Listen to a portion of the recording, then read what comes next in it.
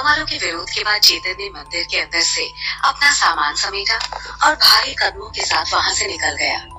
चेतन के जाने के बाद वीर सिंह, जो बहुत देर से कुछ सोच रहा था, उसने अचानक से कहा, हम मानते हैं कि खूनी वधू ने फिर से एक जान ले ली, लेकिन सोचने वाली बात यह है कि आखिर मंदिर के भीतर रात भर रहने के बाद भी चेतन जिंदा कैसे बच गया?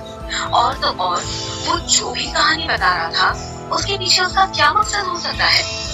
कुछ तो वजह होगी जो चेतन इस मंदिर के भीतर नहीं मरा। मुझे तो लगता है कि चेतन का यहाँ आना भगवान की मर्जी है, और हो ना हो ये लड़का हमारे गांव को इन सारी मुसीबतों से बाहर निकाल सकता है। वीर सिंह की बात सुनकर मुखिया ने कहा, वीर सिंह, तुम इस गांव के सबसे समझदार आदमी हो और तुम ही ऐसी बात कर रहे हो।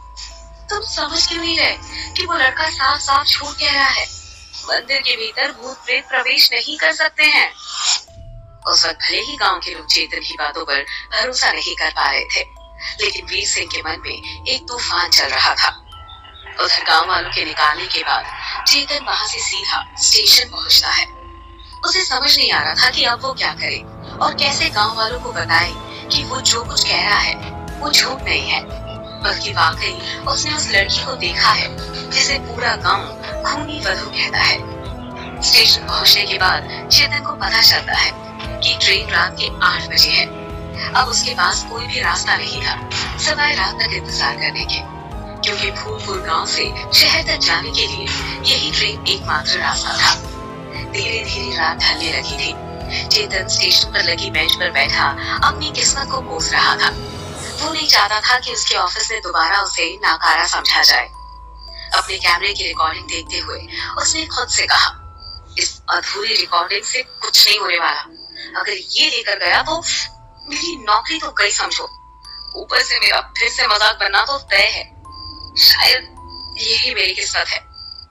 कहते हुए उसने झटके से कैमरे की स्क्रीन बंद कर दी और उसे बगल में रखकर बैठ गया। वैसे भी सब कुछ अब उसके बस के बाहर का था। लोग उसे गांव में ठहरने नहीं देना चाहते थे। गांव की तरह स्टेशन पर भी सन्नाटा बसरा हुआ था।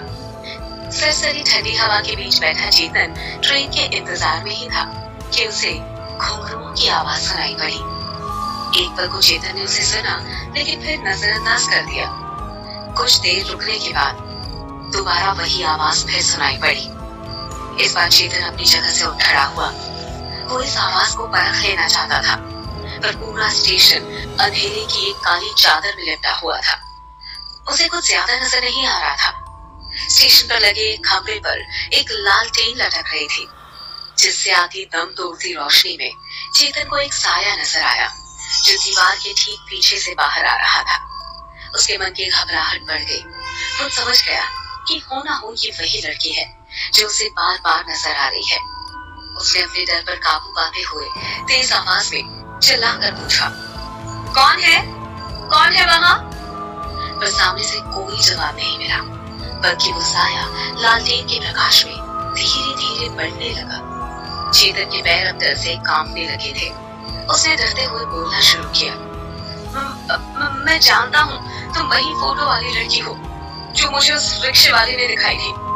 तुम वही हो जो पहले स्टेशन और फिर मंदिर में मिली थी, और फिर तुम वहां भी थी उस हवेली में, लेकिन तुमने वहां भी मुझे न मालूम क्या कहानी सुना दी।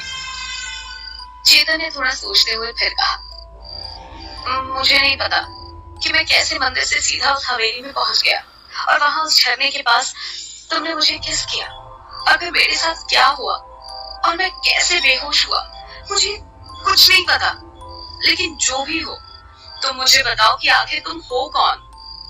कहते हुए चेतन अपने कांपते कदमों के साथ उस साए की ओर बढ़ने लगा। वो अपने मोबाइल के लाइट के सहारे उसे देखने की कोशिश में था। उसने आगे बढ़ते हुए धीरे से डर कर पूछा, मैं ही क्यों तुम बार बार मेरे सामने आ रही हो? जवाब दो। तभी घुंघरुओं की आवाज अचानक से तेज हो गई, मानो कोई दौड़कर उसकी ओर आ रहा हो। अचानक एक ठंडी हवा का झोंका तेजी से आकर चेतन के भीतर से होकर गुजर गया, और चेतन अंदर तक से हर उठा। उस हवा के झोंके का दबाव इतना तेज था कि चेतन के कदम डगमगा गए। खुद पर से उसका नियंत्रण छूट गया। वो गिरने ही वाला था कि किसी ने अचानक उसे सहारा दिया और गिरने से बचा लिया। जब चेतन ने उसे देखा तो पाया कि वो कोई और नहीं बल्कि वीर सिंह था। चेतन ने एक नजर वीर सिंह को देखा और अगले पल पीछे पलटकर अंधेरे में उस साए को देखने की कोशिश की, लेकिन वहां उसे कोई भी नजर नहीं आया। वीर सिंह के वहां आते ही जो एक साया चेतन के पास बढ़ रहा था वो अचानक ही कहीं गायब हो गया था। तभी चेतन ने अपने आप को संभालते हुए पूछा, वीर सिंह, तुम यहाँ कैसे? वीर सिंह ने जवाब देते हुए कहा, मैं तुम्हें ढूंढते हुए ही यहाँ आया हूँ। अच्छा हुआ तुम गए नहीं। मैं चाहता हूँ तुम हमारे साथ रुक जाओ कुछ वक्त के लिए, शायद हम गांव वालों की कुछ मदद हो जाए। चेतन ने आश्चर्य से पूछा, आखिर मैं क्या मदद कर सकता हूँ? और वैसे भी गांव के लोग नहीं चाहते कि मैं इस गांव में एक पल भी ठहरूं, ना ही किसी को मेरी बातों पर भरोसा है। वीर सिंह ने उसके कंधे पर हाथ रखते हुए कहा, तुम उसकी चिंता मत करो, ये वीर सिंह सब देख लेगा। गांव वाले मुझे बहुत मानते हैं, मैं बात करूंगा। पर हाँ, तुम्हें मुखिया जी और गांव वालों के सामने माफी मांगकर इतना कहना है कि तुमने जो कुछ भी कहा था तो तुम्हारे मन का वहम था और मंदिर पर तुम अपनी फिल्म दिन में ही बनाओगे।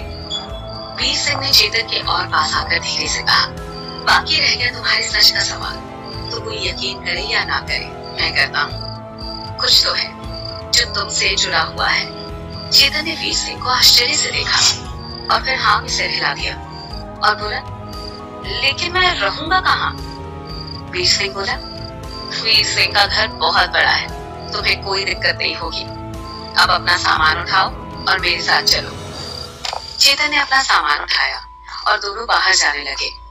जाते हुए चेतन ने दोबारा स्टेशन की उस दीवार की ओर देखा जहां वो साया नजर आ रहा था, लेकिन उसे कुछ नजर नहीं आया, केवल इस लालटेन की लौ फड़फड़ा रही थी। वीर सिंह ने चेतन को परेशान पाकर पूछा, क्या हुआ, कुछ छूट गया क्या? चेतन चाहता तो वो स्टेशन वाली घटना वीर सिंह को बता देता, पर उसने सोचा कि शायद वीर सिंह उस पर भरोसा ना करे। यही सोचकर चेतन ने कुछ ना कहकर बात टाल दी। साथ चलते हुए चेतन ने वीर सिंह से पूछा, तुम्हें उस भूतने का डर नहीं है क्या? वीर सिंह ने हंसते हुए कहा, वीर सिंह को किसी भूत का डर नहीं, अपने पास शक्तिशाली ताबीज है, मैं तुम्हें भी दूंगा, तुम चिंता मत करो। लेकिन तुम्हें तो ताबीज की जरूरत ही नहीं है, तुम तो मंदिर से जिंदा लौटे हो और उस भूतनी ने भी तुम्हें कुछ भी नहीं किया था। थोड़ी देर में दोनों बातें करते करते वीर सिंह के घर पहुंच गए। वीर सिंह ने चेतन को छत पर बने कमरे में ठहरा दिया। अगली सुबह जब चेतन उनींदी आंखों के साथ जागा और अंगड़ाइयां भरता हुआ कमरे से दूसरी ओर बने बाथरूम की ओर बढ़ा, तो उसने ये भी चेक नहीं किया कि बाथरूम खाली है भी या नहीं, और वो तेजी से दरवाजा खोल अंदर दाखिल हो गया। अचानक एक चीख के साथ ही उसकी पूरी नींद उड़ गई। उसने देखा कोई लड़की नहा रही थी। उस लड़की के साथ चेतन की भी चीख निकल गई। तभी लड़की ने हड़बड़ा कर कहा, तुम क्यों चिल्ला रहे हो? अब पहले ये बताओ तुम हो कौन? सीधा अंदर क्यों घुस आए? चेतन ने एक नजर उसकी तरफ देखा तो पाया कि उसने तौलिए से अपने गीले बदन को ढक रखा था, लेकिन उसके गीले लंबे बालों से पानी टपक कर उसके रेशमी गोरे बदन पर अनखेलियां कर रहा था। एक पल को चेतन की आंखें उस पर टिक सी गई। उस लड़की की गुलाबी भीगे होंठ और एक पतले से पर्दे के पीछे से झांकते गोरे मुलायम कंधे चेतन को बेताब किए जा रहे थे। लेकिन उस लड़की की आवाज से चेतन पल भर में होश में आ गया। उस लड़की ने चिल्लाकर पूछा, यहाँ वहाँ क्या देख रहे हो? बड़ी बेशर्म इंसान हो, बताओ कौन हो तुम? तुम्हारा इरादा क्या है? चेतन ने फिर अपनी नजरें घुमा ली और बोला, सॉरी, मेरा कोई गलत इंटेंशन नहीं था, लेकिन तुम कौन हो पहले ये तो बताओ। लड़की ने उसे बाथरूम से बाहर धक्का दे दिया और दरवाजा बंद करते हुए बोली, वाह जी वाह, मेरा घर और मुझे से पूछ रहे हो कि मैं कौन हूँ? चेतन ने तेज आवाज में कहा, अच्छा सॉरी, मैं वीर सिंह जी का दोस्त हूँ, माफ कीजिएगा। कहते हुए उसके चेहरे पर मुस्कुराहट थी। थोड़ी देर में वो लड़की कपड़े पहनकर बाथरूम से बाहर आई। वो गुस्से से भरी हुई थी। लेकिन वो चेतन को कुछ कह पाती उससे पहले ही वीर सिंह वहां आ गया और बोला, अरे तुम इससे मिल लिए? ये है मेरी बहन माही। वीर सिंह ने चेतन का परिचय करवाते हुए कहा, ये है चेतन मेरा दोस्त, बम्बई से आया है, जल्दी से कुछ खाने को ले आओ हमारे लिए। तुम भी जल्दी नीचे आ जाओ भाई। कहते हुए वीर सिंह नीचे चला गया। माही भी उसके पीछे पीछे जाने लगी। चेतन उसे मुस्कुराते हुए देख रहा था। वही माही चेतन को गुस्से में देख रही थी। चेतन को नीचे आने का कहकर वीर सिंह अपने घर के एक कमरे में आ गया, जहाँ सिर्फ किताबें ही किताबें थी। कुछ देर बाद जब चेतन उस कमरे में पहुंचा तो वीर सिंह वहां बैठा कुछ किताबों के पन्ने पलट रहा था। चेतन ने पास ही पड़ी एक किताब बेतरतीबी के साथ उठाई और सारे पन्ने पलटकर उसे टेबल पर रखते हुए पूछा, वीर सिंह, गांव की ये जो भूतनी क्या कहते हो उसे, हाँ खूनी वधू, इसकी असल में कहानी क्या है? वीर सिंह ने अपना चश्मा साफ करते हुए कहा, दोस्त, कहानियां तो कई है, पर कौन सी सच है ये कोई नहीं जानता। लेकिन कहते हैं कि कई सालों पहले इस फूलपुर गांव की जगह एक नगर हुआ करता था। उसमें एक लड़की को किसी कारण से ये सजा मिली कि वो किसी से शादी नहीं कर सकती थी। उसे नगर के हर कुलीन व्यक्ति के साथ सुहागरात मनानी पड़ती थी और फिर न जाने किसी तरह बाद में वो लड़की मर गई, कोई नहीं जानता कैसे, लेकिन तभी से उसकी आत्मा भटकने लगी। चेतन ने आश्चर्य के साथ कहा, बड़ी अजीब कहानी है, और ये काल भैरव का मंदिर का क्या किस्सा है? चेतन के इस सवाल के साथ ही वीर सिंह ने कई किताबों के बीच से एक पुरानी किताब निकाली और उसके कुछ पन्ने पलट कर कहा, इस किताब में बहुत सारे राज छुपे हैं जिसे समझ पाना बहुत मुश्किल है, लेकिन मुझे मेरे बाबा ने बताया था कि इस किताब में काल भैरव मंदिर के साथ ही उस खूनी वधू की जिंदगी के भी कई रहस्य छिपे हैं।